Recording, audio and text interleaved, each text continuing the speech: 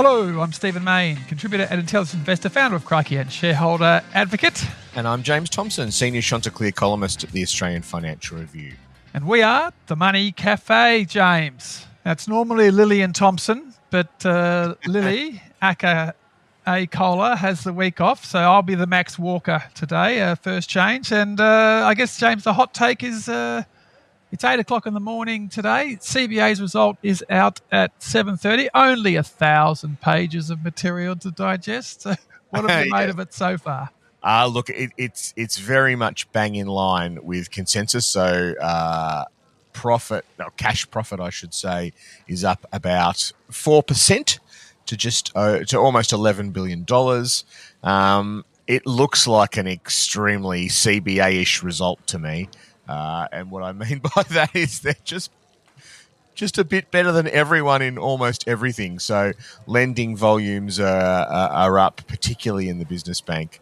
Net interest margin was up slightly, but that's not a bad effort given how competitive it is out there. It's up by 9 points, the net interest margin, to 208 basis points. But just in revenue terms, it's interesting. They've lifted the revenue from net interest margin from $22.8 billion to $24 billion.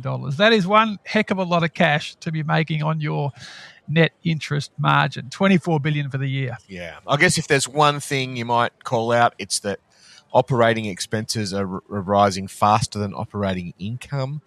But look, that's partly to do with the investment they're making in technology and AI, which is really all about. It's a bit of a down payment on smashing the competition in the next few years. Like what I think is interesting, Stephen, is you sort of compare where the other banks are at. You've got Nuno Matos at ANZ seemingly trying to sweep through the place and turn it on its head and prod it into action. You got Anthony Miller at Westpac telling workers they need to be having meetings on Christmas Day and weekends.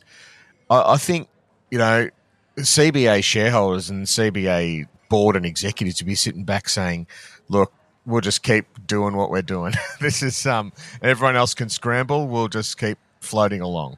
They've also dodged another bullet where if Matt Common's pay had suddenly gone up to 15 or 20 million because the share price has been soaring and the value of his free performance shares had shot up, that would have stolen all the headlines. But buried there on page 204 of the 456-page annual report is his pay. His statutory pay has actually gone down from 9 million to 7 million, and it was actually 10.4 million 2 years ago. So this is the second year in a row it's gone down. Now, look, he's still got 13.6 million of shares and incentive potentials of circa 30 million.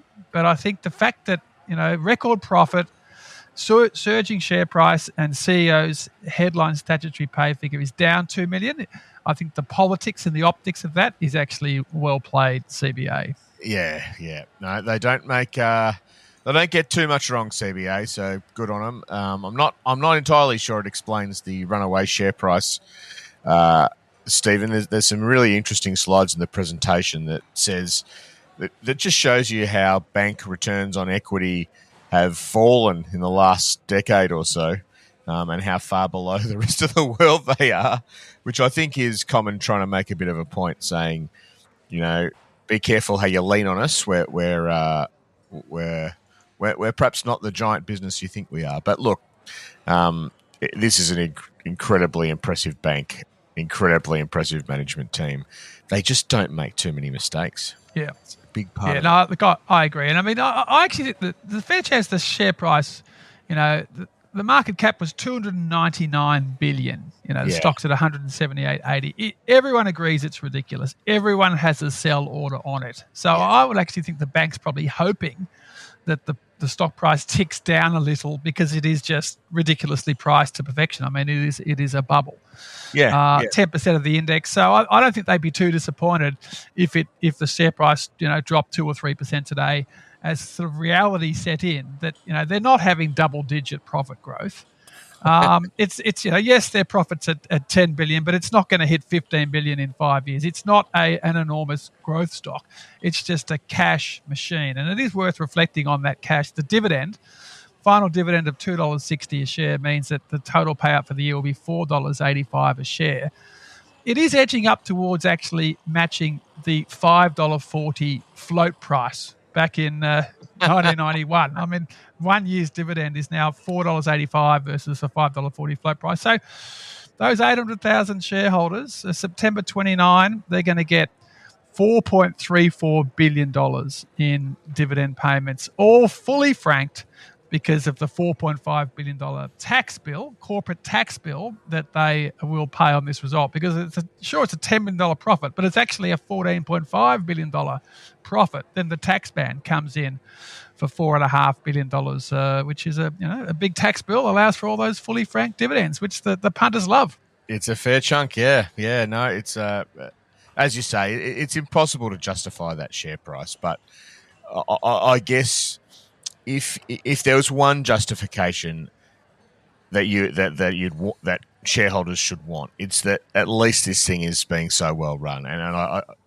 I can't. I'm with the analysts. I can't see how the bank's that expensive. I think it's actually almost 11.5% of the index now, Stephen. Yeah. But look, at least you're getting, these guys are incredible stewards of people's capital. That's for sure. Yeah, and there is some market share gains too. I mean, their credit card market share was up 0.5% to 28.2%, and I still think the statistic that they're 78% deposit funded.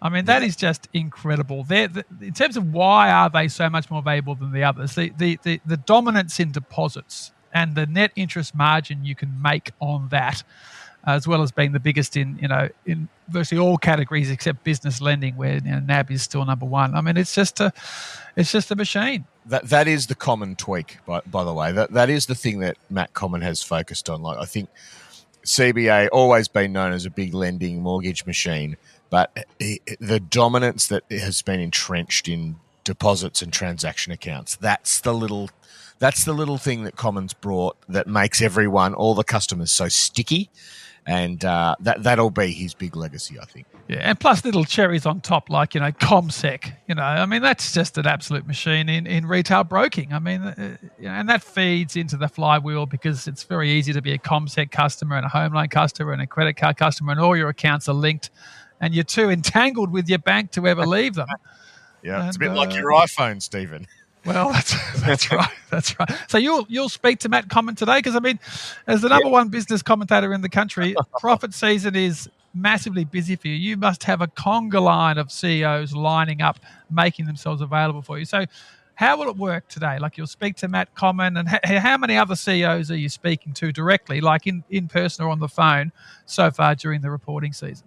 Oh, well, it's the early days of the reporting season, so we're sort of speaking to one a day at the moment, or the main one. But today I'll speak to Matt Common, check in with Nick Hawkins at IAG, and then Tim Ford at Treasury Wine Estates as well. So you talk to they're the big three results today, and you'll literally have one-on-ones with all three CEOs. Yeah, that's right. Just get a bit of a sense of how the business is going and what's on their mind, what's bugging them, and all that sort of stuff. So yeah, it's a very busy period, but you just realise how lucky you are to get to talk to people across the economy and hear what's bothering them or exciting them. It's a very cool part of the job.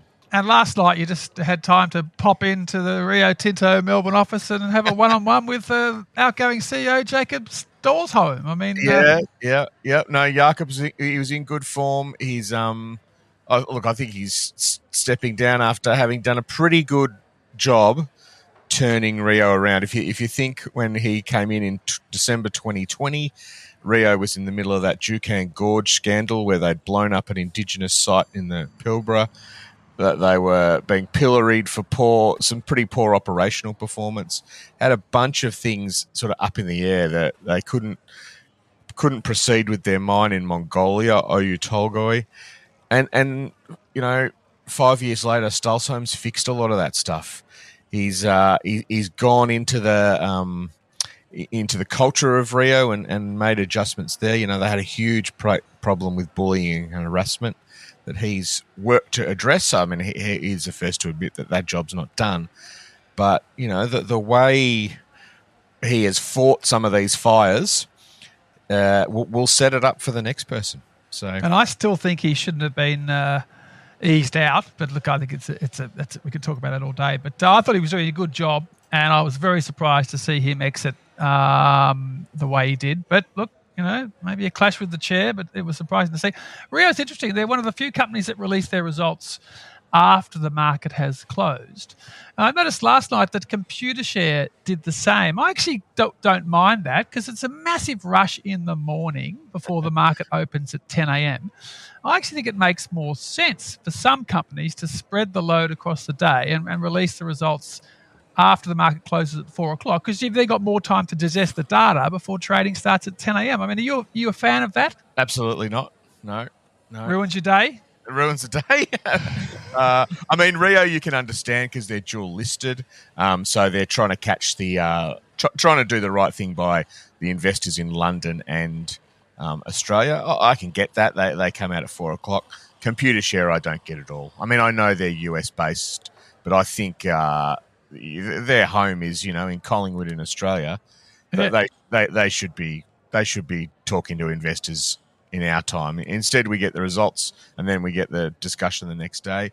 Yeah, maybe it helps analysts, investors. Doesn't help the poor old journalists. So, well, I think we're too driven by the old print deadline cycle, and now with this 24-hour, you know, published straight away, I actually do think it would make more sense to spread the load across the day and have a few more companies do it. It would, yeah, you'd be working a 16-hour day before you know it. I agree with that problem. But it is interesting how they do it. Now, which other results are you looking forward to? I'll give you mine at first. I'm looking forward to Sigma.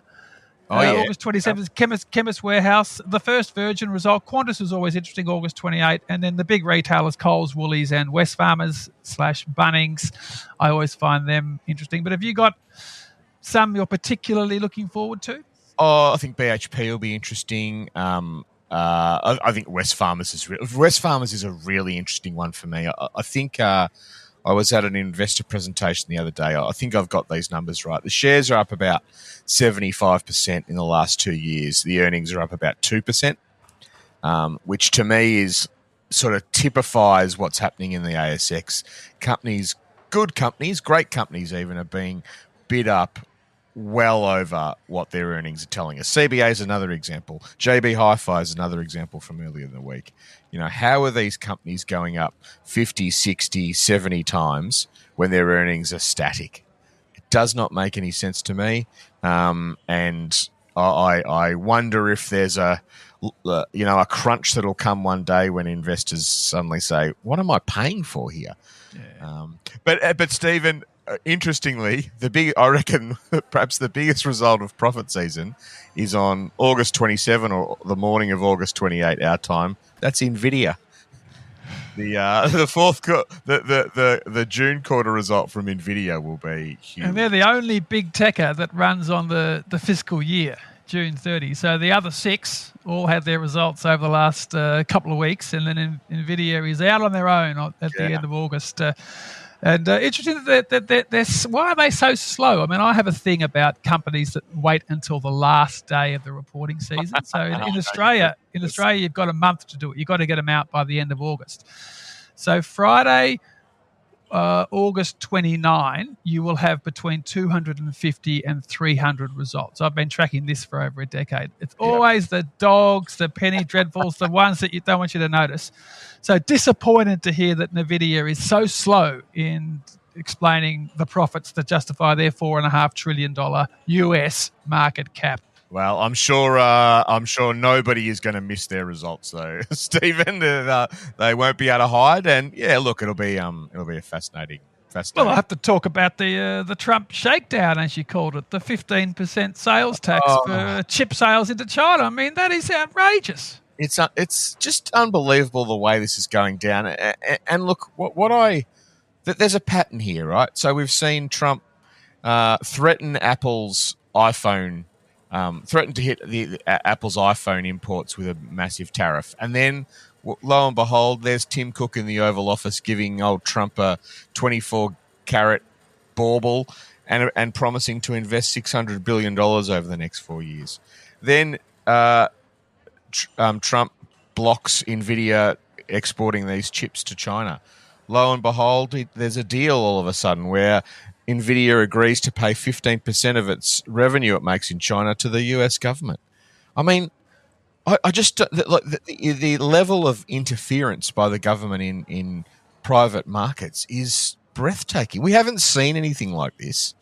It is crazy, isn't it? It is unbelievable. Look, we've got lots of businesses, the BHPs, the Rios of the world, who do business in the US or are looking to do more business in the US.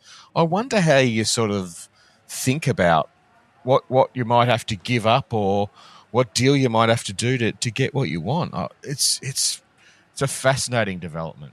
Absolutely. Now, James, did you know there is a Trump connection to the teetering Brisbane casino, Queen's Wharf? So yesterday, wow, Star Entertainment finally got their deal signed with the two Asian partners. Far East Corp is one of them. And between the two of them, Chow Tai Fook is the other one. Those two companies, and there's two billionaire families, the David Chua, who's worth about 5 billion Australian, and Henry Cheng, who's worth about 30 billion Australian.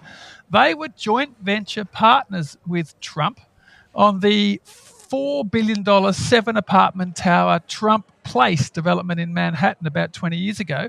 And one of them actually bid with Trump for the Cairns Casino in the early 1990s. So you've got these two massively powerful, multi-generational Asian, Hong Kong-based conglomerates who have now taken control of the Brisbane casino. Star Entertainment is walking away, losing that liability of $1 billion, which is their share of the $1.4 billion debt, and they've walked away from their 50% equity, which they still had to spend another $212 million to finish the job.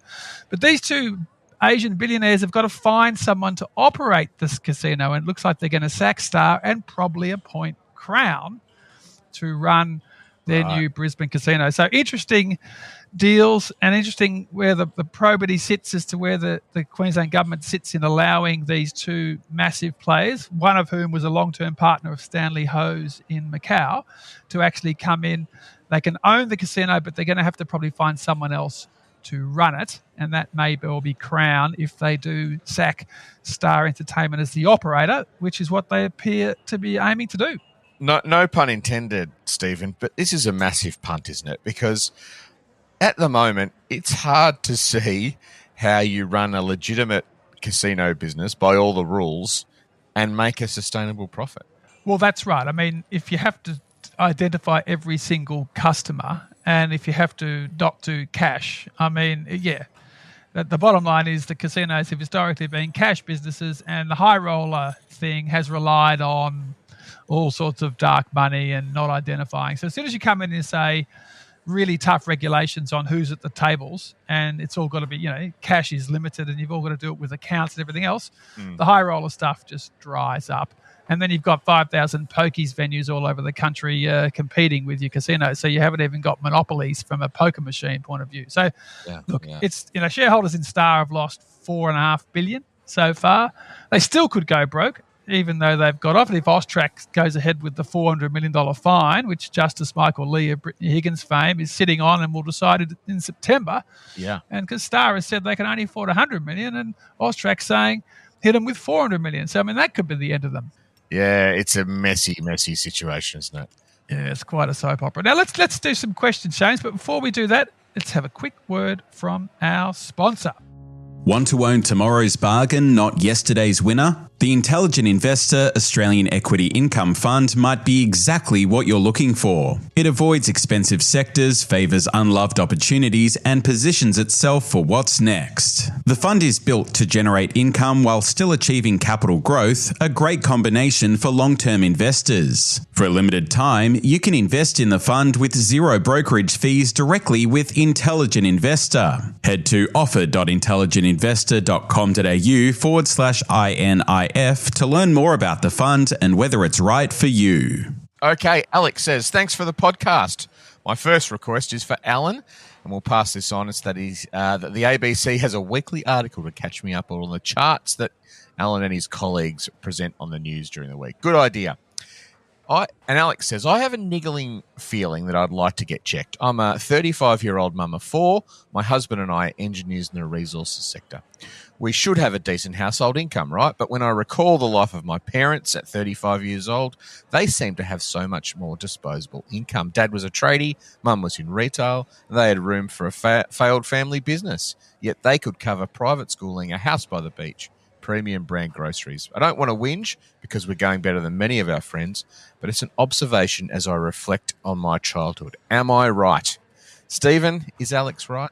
I think Alex is referring to the fact that cost of living is huge, cost of housing is huge, middle income taxes in Australia are too high, and you think you've got a good job, but how much you're actually taking home at the end of the day, particularly if you're taking on the exorbitant school fees and mortgage payments, which neither of which is tax deductible, it is tough. It's that whole middle income dilemma. And if you've got a HECS debt as well, because you weren't in that period from Whitlam to the late 80s when university education was free, you've also got to pay that back as well. So it's not easy being in the middle class, even if you're peer, to have a good job and a good salary.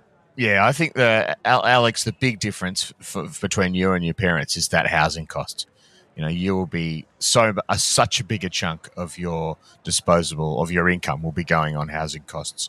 It's just the big differentiator. And yes, I know if you ask your parents, they'll tell you we had 18% interest rates. Yeah, the cost of houses compared to their income was very, very different. Just got to hope, Alex, that the house by the beach, that the parents hung on to it and it's passing through the family. And Indeed. Sharing it with your siblings. Indeed. Oh, good point. Anyway, now Bron says the Australian government has announced it's buying $50 million of shares in the Liontown lithium mine. I think this will mean they'll end up owning about 2.5% of Liontown. Can you discuss the pros and cons of the Australian government buying into a critical minerals project by becoming a sizable shareholder? They've also recently invested in NiStar, Arafura, Eneabba and Whyalla, but the specific mechanisms seem different. What do you think is the best approach and what is the government doing? Good question. I wrote about this last week and I called my article, Mum, We Bought a Lithium Mine, because that's what we're all doing. We're all investors alongside it. You and me and Stephen and everyone else. What are they doing? There's a $15 billion fund called the National Reconstruction Fund. The idea of it is to spend across the economy, notionally on bringing, old school heavy industry into the present day. But that's going to involve lots of different types of investment, so debt or equity, as is the case at Liontown, and it's going to involve lots of different sectors. In fact, we're starting to see checks being sprayed all across the place, as you said, on some of these refineries that look like they'll go out of business, on Liontown. Stephen, I'm conflicted here. It distorts the cost of capital. It interferes in private markets, and yet I can see the point that there's, there is a reasonable reason that for national security reasons, for geopolitical reasons, you might want to do some of this stuff. But it's a really tough one, I think. I can't work out the Liontown one. I mean, the two biggest shareholders are billionaires. Yeah. Gina Rinehart, okay, she's lost $1 billion. She invested $1.3 billion to buy 20% at $3 a share, and the stock's now down at, the recent placement is at 73 cents, and she's not supporting it, so she's going to get diluted down to 15%. But then the chairman, Tim Goyder, he was a paper billionaire for a bit. He's probably come down a bit because the lithium price did crash by 90%. But he's the second biggest shareholder. And they're doing a $316 million placement at the moment. And frankly, $50 million here or there is not going to make any difference to Liontown. I mean, they're already operating the Kathleen Valley. lithium operation, lithium mine. I mean, yes, they've scaled back the design of it, and the underground phase is rolling out slightly differently. But it is an operating mine with two billionaires, key shareholders. Yeah. So I find that one a little bit puzzling as to why they would support that. But I mean, I sort of blame Scott Morrison to a degree.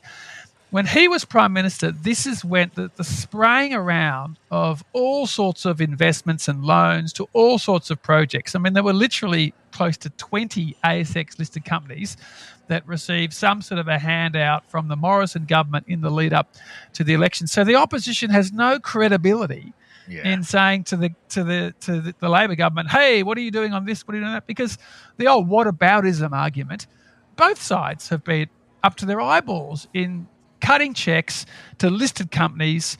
And I frankly think it's a bit out of control. And I think this one in particular, Liontown 50 million with Gina Reinhardt, who's worth 40 billion. I mean, can't Gina write a check just to get this thing better supported? It just doesn't make sense that you're backing something which is backed by billionaires. She didn't want to, so maybe that says something that Gina didn't want to and the government did. So I don't know. Interesting. All right.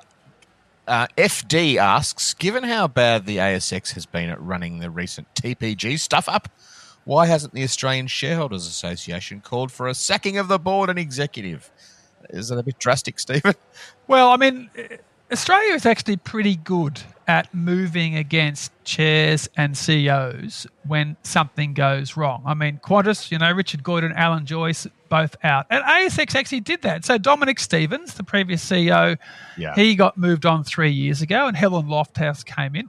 Damien Roach, the chair, he got moved on early a year ago, and they brought in David Clark as the chair. Now, bringing in the former CEO of Allco Finance Group as chair of the ASX, I didn't think that was a particularly good look, although he had a good run in recent years as the chair of Charter Hall and AUB. But, yeah, I mean, I think Helen Lofthouse, after 3 years as CEO, is under the pump with all of these recent snafus that have been going on. I think you can run an argument about her, but most of the board has turned over. So all the people responsible for the $250 million blow-up on the chess project that got abandoned, they've all basically gone out the door. But the new people coming in are having continuing ongoing stuff-ups, the most recent being this TPG mix-up on the share trades. I mean, do you think that Helen Loftus, there's a case for moving her on after 3 years in the job? I think it's really difficult. This one I can see as a sort of stuff-up. I think the problem that Lofthouse and Clark have got is this ASIC investigation, or inquiry, I should say. We saw a similar inquiry at CBA, memorably. It didn't end well for anyone on the board or management, so that might be the trigger for more pressure. I mean, look, this is a terrible stuff-up that really dents confidence, but I do see it more in the stuff-up category rather than the pillar of the business is shaking type category, if that makes sense. So it's tough. And the bigger risk is that they just embarrass themselves so much that the government comes in and introduces more competition, breaks the monopoly on clearing and settling. I mean, they're already playing footsies with the Canadians, who are trying to buy the NSX, which is the sort of little tiddler, closest thing to an exchange competitor, run by a couple of ex-ASX people. So they've got to manage their regulatory risks to keep their statutory monopoly. And if they keep having embarrassing rookie errors, there's a stronger case for more competition so they'll smarten up their act. Yeah, FD, don't be concerned. There's a hell of a lot of pressure on these guys, and they'll be feeling it. Now, Anna says, loyal female listener here. Thanks, Anna. It's great to hear you. I'm in my late 20s and I'm trying to get into the housing market like everyone else my age. To do it, I'm going to have to sell a lot of my stocks to make up a deposit. You've spoken a lot about dollar cost averaging and when to buy stocks, but how do you decide when to sell and what to sell? Obviously, selling at a profit is one thing, and if the stock has a good future, it's another. But what else? Also, for what it's worth, getting rid of golf courses makes a lot of sense to me. Just keep the parks. Thanks for a terrific podcast. So how do you sell your portfolio, James, to gather your assets to put that big payment down for your deposit on your first home?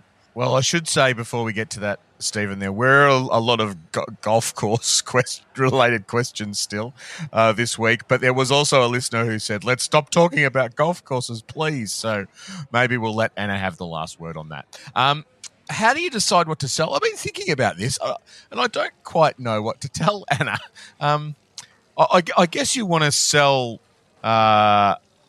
there's lots of different reasons to sell. You might be cutting your losses, like you think the stock has a particular stock isn't going to turn around. You might be behind on it, and that generates a tax loss, which can be useful to you.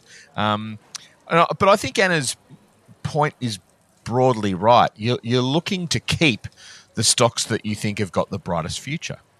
Now, that might be based on how you think their profits are going to grow. It might be based on where you think their market position is going to move or change.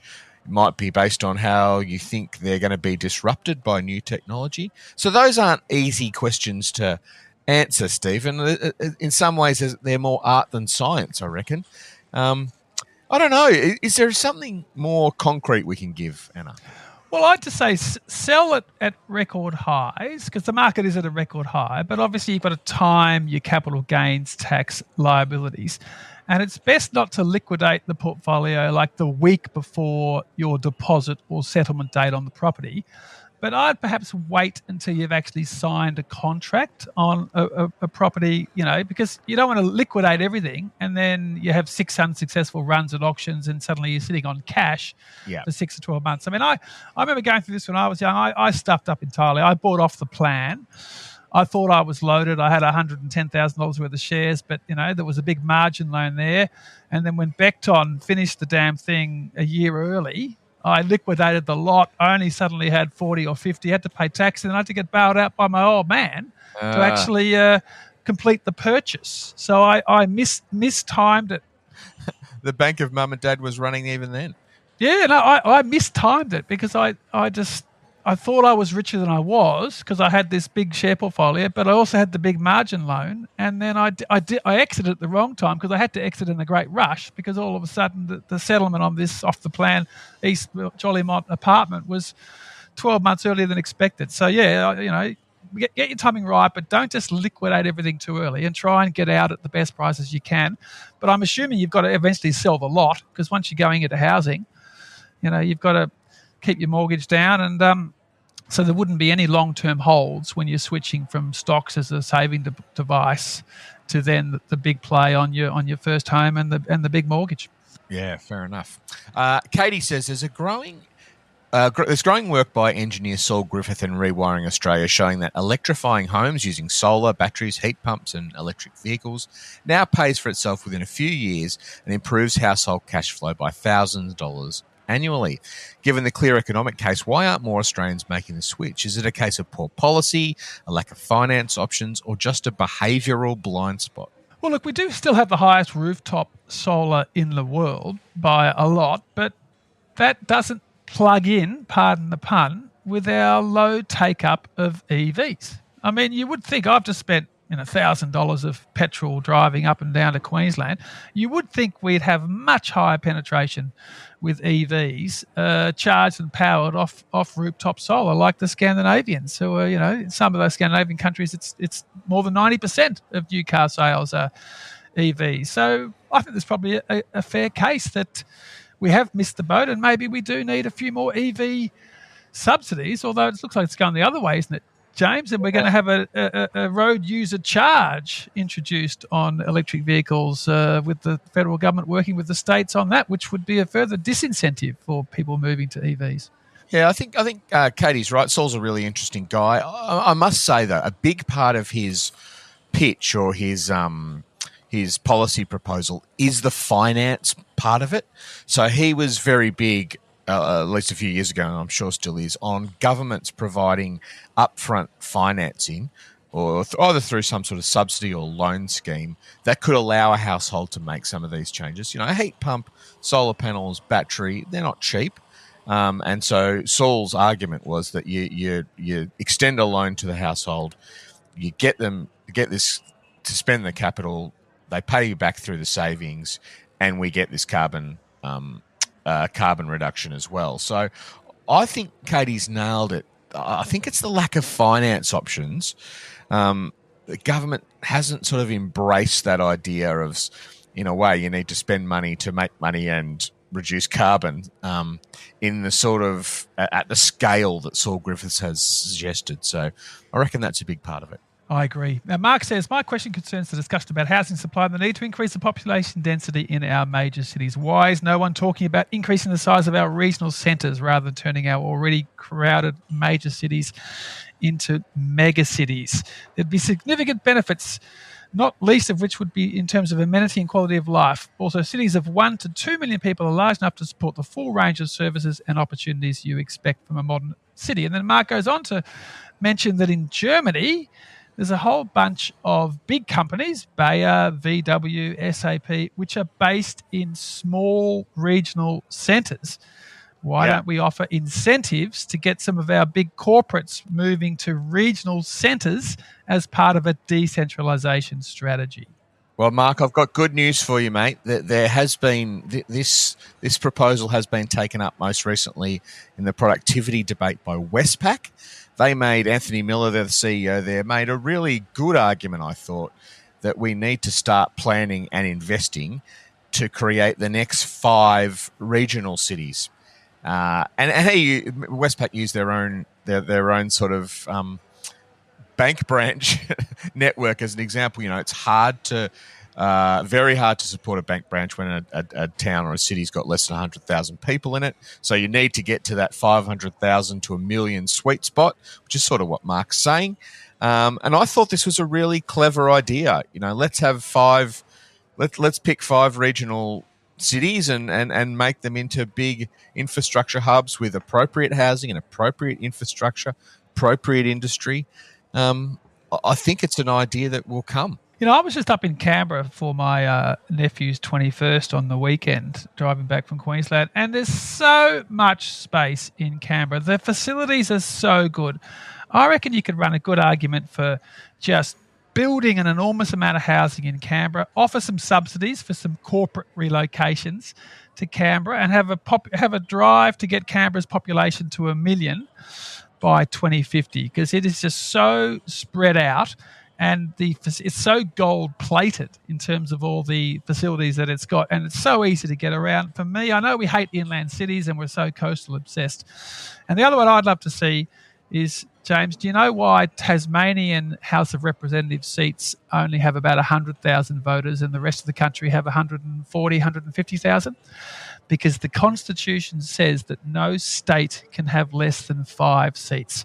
So as an anti-gerrymander strategy, we should just build a truckload of new housing in Tasmania, Launceston and Hobart to get the average of their 5 seats up to 140,000. So you haven't got a gerrymander in both the Senate and the House of Reps in Tasmania, because Tasmania has been the slowest growing state basically since Federation. Yeah, fair enough.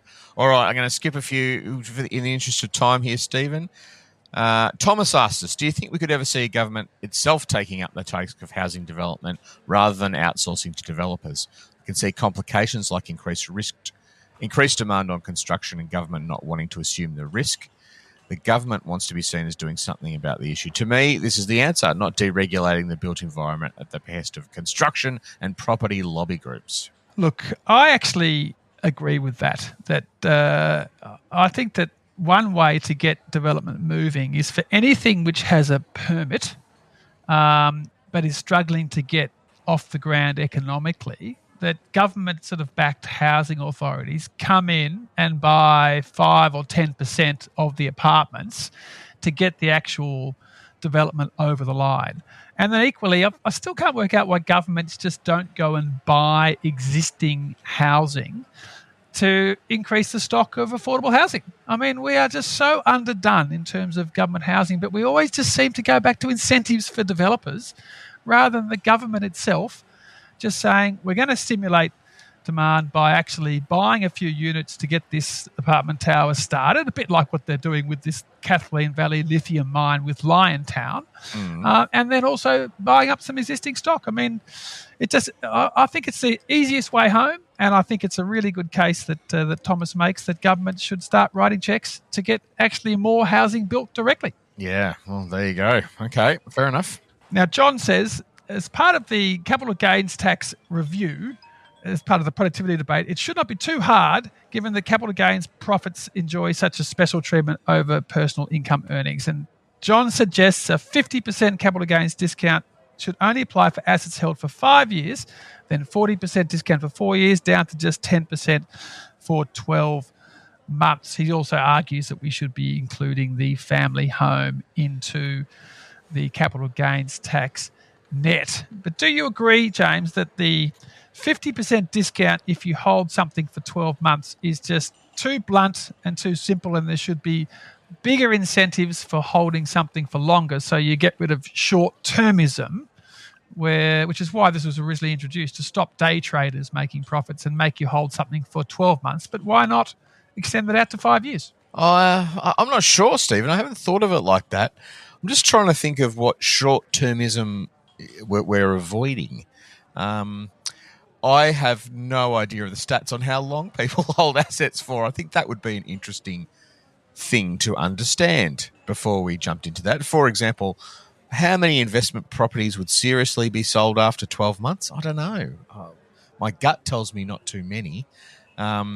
Shares, yes, they might be held for shorter periods, but would forcing people to hold shares in companies for longer periods, retail investors, be that helpful? I don't know. So I sort of get the idea, but I'd want a fair bit more modelling and information before I made a call. I don't know.